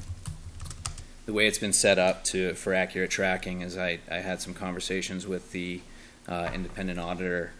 Best practice would be to set up a capital project fund, so I've set up the structure for that, and I've also set up a shared drive and Google Drive with all the players in the project, so everybody has a good idea of what's going on, and we can bounce ideas off each other as we get through the planning process. With the affirmative vote on election day, the voters gave us authorization to move forward, so we have authorization to spend out of the capital project fund. So we'll start moving forward. I talked to the town administrator for the impact fees. Those will be obtained as a reimbursement basis. So as 25% was due down on the building, so when I pay that out, I provide them with the invoice, they reimburse the impact fee, so we'll get the money back right away. And we also have the date of the deliberative session. The Board of Selectmen approved our use of the impact fees, so we provided that memo that the board can officially vote on to accept the impact fees. If you'd like to make a motion to accept the use of the impact fees. Is there a motion? I'll make a motion to accept the use of impact fees to the capital, what was it? Capital Project Fund? For the use of the impact For fees. the use of the impact fees. Yeah, that's good. That's it. I make that motion right now. I second that motion right now. Do you need a sum certain on that? Do you need an actual number? We have it in the letter. We have it in the letter. And I can On the correct. motion, do you need that? I can correct the motion around that. $231,700. $231,700. $1,000. $231,700 for the kindergarten capital project. And Liz second it. Yes. Okay. Further discussion? Hearing none, all those in favor signify by saying aye. Aye. Aye. Aye. Opposed? Abstain. 5-0-0. As part of my monthly report, I put in the board packet the monthly financials that I prepare. Those, to give a little background to the new board members, I basically put those in a format as you would see in the audited financial statements at the end of the year on a monthly basis to give us a picture of where we're at each month. So I'm happy to answer any questions on those. I also provide year-to-date expenditures, where we are status-wise, by category and by function. So all three of those reports should be in there. I also do a monthly food service report that shows the financial position of the food service fund, and that would be as of the end of February. I also have in there a memo that gives some updates on some security items. The board chair and superintendent asked me to go through the Homeland Security report, some of the things that have been done this year to date, and some of the things that we're thinking about doing.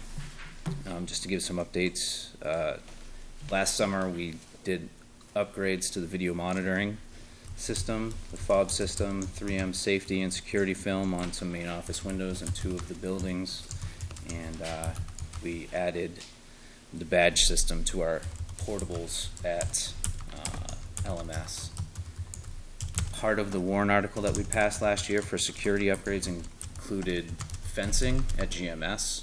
We chose to hold back on doing the fencing because we were working on trying to get the kindergarten done. So once the portable's installed for kindergarten, we'll go ahead and complete that fencing work. This morning we received notification that our application for the security upgrade at Griffin Memorial, the entryway that has been moved, has been recommended by the committee to go to the governor's desk. So the governor, it's now pending his approval. So pretty confident that's going to make it through that. Is there a reason why we didn't put in anything for the middle school for that? Well, the timing of the application process made it hard. The contractor that we were speaking to recommended getting an architectural engineer in to come up with suggestions For the middle school? on how to better do it at the middle school. So it's something I think we will continue to look at, but this particular application, we just ran out of time in that. We did have at the high school last Monday, contractor came in, and also we were working on some ideas for the entryway at the high school as well, so I'm waiting on some numbers for that. Based on the Homeland Security report, we're also looking for information on expanding the camera system at all 3 buildings. There's currently no internal cameras at LMS or GMS, and we need to make sure that all the exits, the emergency exits, are covered on those camera systems. So we're looking to expand that. Yes, sir. Did you want to mention the amount of money that the grant was for, and do you want to mention the fact that there is a obligation on the part of the Yep. district? The grant, the total amount that we requested was $87,000, approximately $87,000. It requires 20% matching funds, so it'll be about $10,000 to $11,000, which we could potentially take from that capital reserve fund that we have for facilities. And when we get that project going, I would bring that to the board for approval. Do we have cameras on the portables in 5th grade? There That is is my there is a personally- camera on the corner of LMS that shoots straight down the walkway to the doors. That is my biggest concern as a security risk in the whole district. And I'm just letting it out there on my first day, is having those kids out there unattended, walking back and forth to use the bathroom. Okay, I'm done.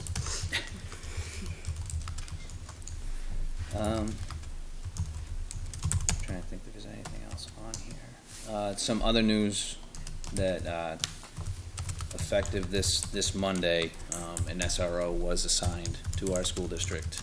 He started Monday morning. It's Officer David Donnelly, and he will be with us.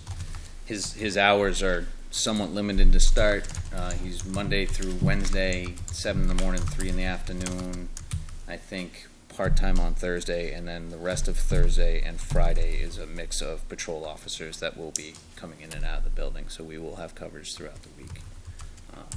So that was good to have. So we're working on finding a office space to accommodate him and moving some parts around at the high school. Let me think. We can work on a schedule where he's visiting each of the schools. Yes, Pretty yeah, I regular? believe he was down at LMS today.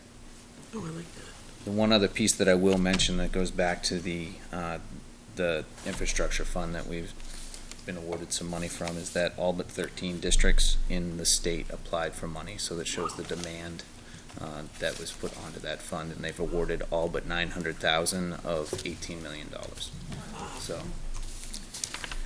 I think, unless anyone has any questions for me, that's what I've got.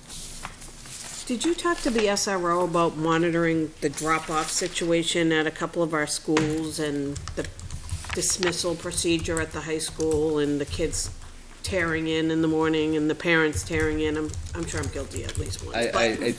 There will be conversations to determine what that role. I think once Bill hasn't been in the building the past couple of days, I'm sure we'll sit down and we'll have some conversations. Awesome, thank you. I think just having a presence is gonna be very. Oh, absolutely. Jam on the brakes a minute, you see a police officer anyway. Some people.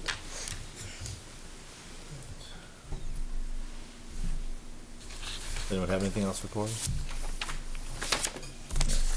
Just so everyone's aware, Corey will present his report basically each of our meetings, and it'll be sent out to you beforehand. And once you start getting a little bit more familiar with the report itself, and a lot of it is just working numbers. I mean, it's already, monies have already been posted towards different areas, so there's not a lot of flexibility that happens there. Just, if anything, there's gonna be like an underspend maybe in a certain location, you can question like, why aren't we spending money here? Sometimes it's a placehold, and you just wait until like the end of the year, it's close, you can use monies elsewhere or in a different area for it. But if you do have any questions in between, Can I ask questions? yeah, absolutely. Just to ask Corey, I was reading, it's like at the very end, looking into walkie-talkies as a part of required dress code. Just improving, I know in certain school districts that walkie-talkie is part of the dress code that teachers carry around the building. I guess my question would be almost, it says they're expensive and, you know, they Could be. constantly drop. Or have we looked into any of the online programs that just automatically, if it's activated, show up on everybody's desktop? I think everything is on the table at this point when it comes to looking at different options for security. So the walkie-talkie suggestion, that's one thing to think about. Making sure that everyone in the buildings is trained on their phone system. Like I know personally I'm guilty of, I don't know how to use the phone that's on my desk real well, and how to call out to people. So making sure everyone has the proper training and the tools that are on hand. So I have a question. Would it be worthwhile as new board members to have a meeting with Corey about the budget and how it all works and the different allocations? I had a couple of suggestions. I think, A, that's a very good idea. And I think, B, you know, you've looked at the public schools from a parental perspective when you look at the structures and the buildings. It might really be a good thing to walk through the buildings and spend some time with Corey and see the buildings differently from how you've seen them in terms of, you know, what Homeland Security has shared with us. We obviously don't talk about that in public, but, you know, certainly as board members, some of the things that Homeland Security shared with us, and some of the, when we start talking about where some of the concerns are. And then I think, you know, as we get into the budget season, you'll get to know the budget pretty well, but certainly we can have a meeting with Corey and talk about the budget. It doesn't have to be me, it could be just you folks and Corey, that's fine, it's a good idea. But you've got some time to get that done. Yeah. Okay, great. That's not, I don't think that's a pressing thing right now, because, okay. but I think between now and September, I think, you know, Yeah, I'd say a before good idea. we start the budget presentation, to sit down with him and get an yeah, understanding that's a of it. good thing for the new superintendent to be in charge of again, you know, after July 1. Not that I'm trying to load you up, Mike, Are but, you keeping a list for him? huh? Oh, keeping yes, a long we are list? keeping this. And Jim would have Corey would have access in the summer. Say that again. Would have access in the summer with Corey to Absolutely. walk through the building. I think you wanna wait like Jim said, like, I think closer towards September, when the budget process is about to begin. I mean, you can go meet with them, but then like a month and a half later, you'll start going through the process, and it'll be like, so I think the closer towards the budget process, the better off we'd be, as far as going through the understanding of it. As the budget committee representative, though, I mean. Yeah. I mean, certainly you could have like the 30,000-foot view. Yeah. And then get into the real detailing of the budget. But I think the board chair is absolutely correct. I think you're going to spend more time than you really think you're going to spend on the budget between September and March. I mean, that's going to be a consuming discussion, because the budget's really your educational plan for the next year, because if it's not in your budget, it doesn't happen. So, you know, the whole issue of budgeting is not just about numbers, it's about implementing the educational plan that you want to implement. So it becomes a very critical component. And especially if he's gonna be on the budget committee. Yeah.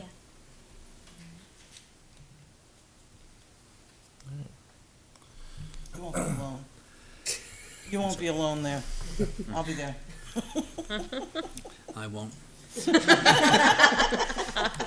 And you have a lot of people on the budget committee that are new also, so, you have 4 new members. Yeah, you do have no budget committee. Did you have something on, the STEM scholarship program? Yeah, we just, last week, we brought to the previous board, the community college system is offering us a program where juniors and seniors can take 2 college courses within the STEM offerings that are there in the community colleges, be it Nashua or Manchester or, in theory, Concord or the others. I think more than likely it's strictly going to be Nashua and Manchester for Litchfield. But our juniors and seniors can take 2 courses at the community colleges and get dual enrollment status, where they would get grades that would count towards high school graduation credit and also count towards college credits, so that in theory, in the junior and senior year, students could take 4 courses at a community college and accumulate 12 college credits to use towards wherever they happen to go. And all of these college credits are transferable to a variety of different colleges, everything from UNH, Lowell, all the way to Princeton and Yale, that I'm very clearly aware of, where students have gotten advanced standings from the community college courses that they've taken.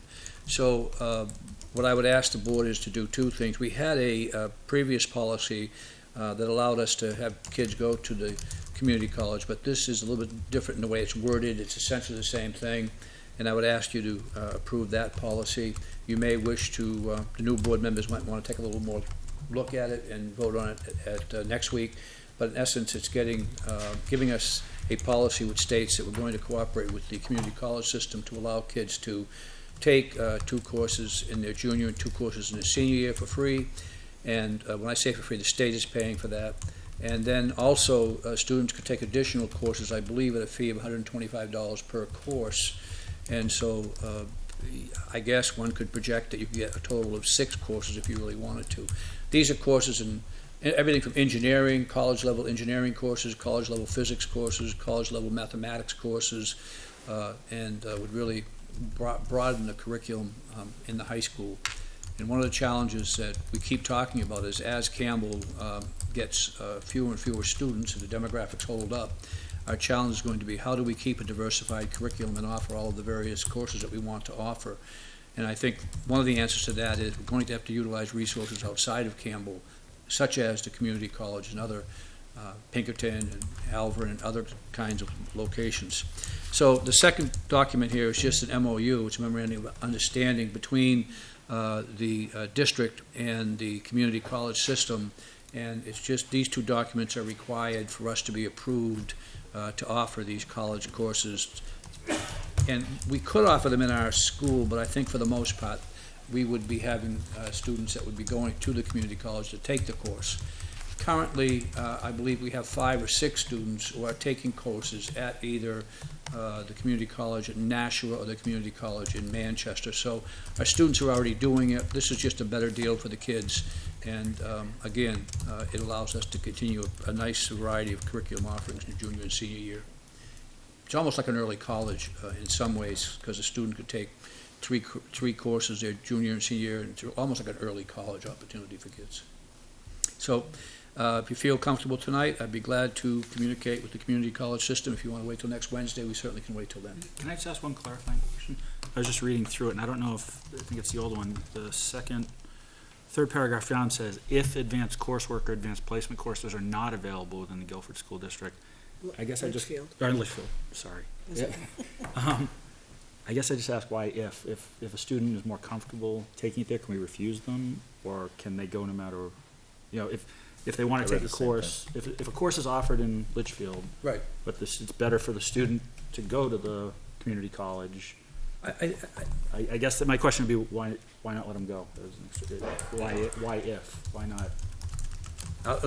That'd be my, it's a minor Yeah, thing. no, I'm sorry, which, I think it's under Part A, it's the third paragraph down. It says, if advanced coursework or advanced placement courses are not available within the Litchfield School District, administrators or guidance counselors are instructed to assist the student. I guess my question would be, do we need the if, or should it just be? I think that's the wording that they are asking us to put in there. I'll have to check into it and see why. I don't know the answer to why, to I be guess, honest with you. would we refuse a student that wanted to go if it was offered here, but they wanted to take it there? I would think so, wouldn't we? I would think that we would not, but I would want to check with Jody to make sure that I'm answering that correctly, but I would think that that would be the choice of the student.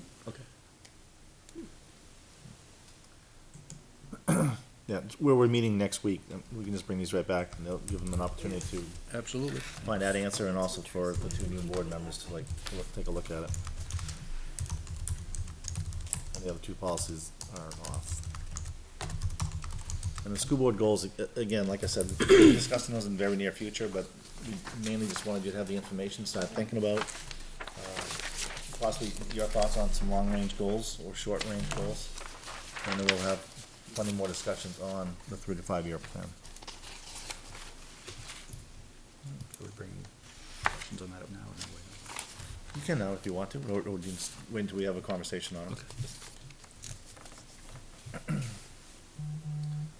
We also have the manifest? No, you need one more thing. That'll bring us again to public input.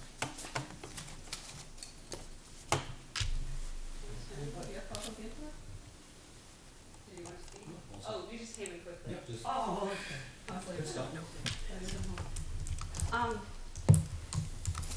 Welcome and thank you. Those of you who are new to the board, one of the things that you guys brought up was this idea of goals. One of the things that concerns me as a district is communication between the people that are sitting at home and the people that are sitting on this board.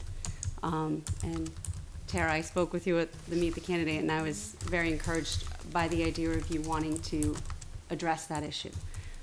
Because unfortunately, because sometimes I speak at these things, I hear from lots of people who have lots of input and thoughts about our school district and our town, who don't have the confidence to sit in front of this microphone, don't have the confidence to show up at this meeting. I don't think a couple crayons and coloring books are going to solve the problem. I think sometimes it's hard on a Wednesday night at 6:30 to 8 for parents to get here with kids. But I think that their voices need to be heard. I don't have an answer for that, but I do think that it's important that when you are setting your goals as a board, that you get some input from all of the community, not just the few individuals, myself included, that can sit at this table and have a conversation with you. There's a lot of people out there who look at things differently than I do, and their voice is just as important as mine is. And so coming up with a way beyond Facebook that we can reach out to them, I think is important. I don't know if it's surveys. I was just reading through your goals. I probably saw them once upon a time, but have forgotten about them, don't necessarily know. Of the ones here that were not completed, are those things that should go out to every parent and have them ask? Like we did for the superintendent, what are you looking for, your qualities Or, of the or new here, when superintendent? you guys are formulating a goal and a plan for the next 3 years, here are 10 things that we think are really important for our district. Can you give us a 1 through 10 where they fall for you? Because what you might think is the most important thing may not be what the majority of the community thinks is the most important thing. And I do think it's too late, I don't know who said it, that if you do something, they'll show up if they're unhappy. I think that's too late, and it's the wrong message to send to our community that if we act and you don't like it, you'll all show up here, which really isn't all. There's 15 people that show up, right? That really isn't a representative of our community. That's 15 people who took the time to get here and could get here. There's a lot of other people who are still at home. So maybe asking some of those questions before you set your goals so that you have an idea, or at least, and you can take into the perspective of the people in the community.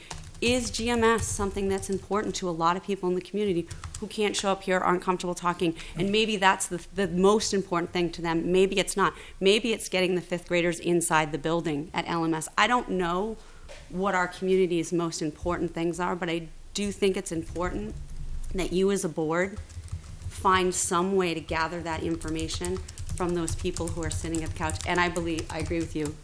You know, Facebook Live may not be the answer because you don't know who you're talking to, but certainly sending home something to parents every year so that you can get feedback from them. Even better, getting feedback from the community in general. What are the people whose kids aren't in the school system want from our school system? Do they want to be able to come in and help in our classrooms? Do they want to feel like they're a part of our district? What are the things that they want from our school system so that we can work for the whole community, not just those people? So the communication thing, I was listening to what you were saying. I think that it needs to be expanded, and I hope that... And I think, to your point, I think it has been, and I think Tina's done a good job when we put things out there and like ask questions. So, and something very simple like that, you know, ask goals. What do you think our 10 goals should be? She can put that out there, and that's simple enough. But I will tell you, I'm not on Facebook with Tina, so, and I'm not on... I understand not everyone is, but at the same time, to answer your... I'll go back to what you started saying. All people can't get here. Some people aren't comfortable talking in front of the microphone. They can email us. But to email you... If they email the school board, that becomes... Again, I just know that the people that I've talked to in the community, the majority of the time, are not necessarily going to sit down and write you an email, but they might have some really valuable thoughts, and they may not take the time to fill out a survey that you send out either. But at least you've sent it out to them and you said, look, this is what we've outlined as important things that we think we need to do for our district. We're asking for your input. If they choose not to give it to you, that's fine. Right, and we've done it in the past. But I think that it's good to gather that information. It's good to open that door as a board to them, and then maybe they will come in, maybe they will send an email. Unfortunately, I'm sure that most of the emails that you get are when people are unhappy. No, not necessarily. I think that there have to be multiple feedback mechanisms. I don't think it can only be this forum. I don't think people like their names read when No, their letters yeah. are read out loud. They're like, oh, that And was sometimes they do, McDonald. and I know I you wouldn't have... write a letter. Yeah. And Jim, like, I don't know, legality, is it possible twice a year that we don't have a public session here and we all pick an hour window throughout the week where we meet for input and collate it all and bring it back and have a shorter meeting on a way? I mean, just, we can talk about it later, but just I wonder if there's other ideas to get out. Or like a listening session, Yeah. like can we You know, I don't have wanna- a public listening I don't want to session? be negative in that. I'm all for it. I mean, the more people we can get more thought process from, but I visualize our deliberative sessions. Every year, 30 people show up at the deliberative. We just had an information night at GMS for kindergarten. How many people showed up? 6. 6. But I think that's the problem, and we have a digital age. And again, I have a captive audience. I sent out a Google form to my 6th and 7th graders at various times of the year and asked them questions about Project Lead the Way, my class. Do you like it? What do you like? What don't you like? And I'm honest with them when I do it. I say, I want your input. And some of the kids said, I like it, but I don't really like Project Lead the Way, but I do like coding. And they'll give me feedback, and I can adjust curriculum because I have that feedback. And they're not going to send me an email. They're not going to come up to me and say, Mrs. Corbeil, I really want to do more of this. But I did find out that there were certain programs that they wanted more of in my class. And so I was able to adjust this year because I got that feedback from them that I never would have gotten from them. So in a digital age, I know I'm a technology teacher, sorry, I think that coming up with some way yearly of communicating with parents and asking them, if it's 3 simple questions, here's our top 3 things. You know what I mean? What's your priority? Or if there's something you're really passionate about, like full-day kindergarten, right? You did a lot of work getting that information out, but if you can start to plant the seeds that this is something that we're thinking about, then the whole district, the whole town is moving in that direction as I agree. opposed to. And that's what we tried doing as far as with Facebook and Twitter and everything else, is trying to get to more people. And I understand what you're saying too, like not everyone is on there. Well, in Facebook and Twitter, if you respond, everybody else sees your response. Like, if you send out a form and I can sit at my table and think about, and not everybody's going to, like I said, you might get 40% that actually respond, but that 40%, is more than the 30 people that showed up I agree. at deliberative sessions. So you have a little bit more. I'd be ecstatic if we got 40%. How many people responded to the superintendent survey? I don't know. Well, I'll tell you, it came to me, and I wanted to respond as a parent and as a teacher, and I could not. I could only respond one way. But you responded. I responded. I responded. My husband responded. And again, but that was disappointing to me because I have two hats. Do you know what I mean? And so I wanted, and there were different things that I thought about in both of those roles. But again, it's not, and you don't have to send out a Google form. That's not what I'm asking for. But I just think No, that. I think it's a good idea, especially where, again, we represent the community. And getting more input from them is very helpful.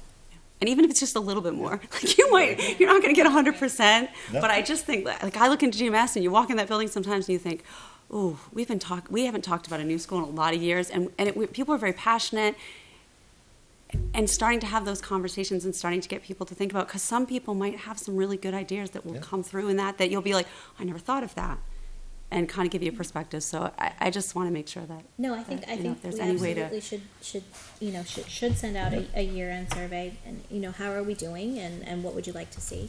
I would like too to see more surveys coming home from the principals at each school.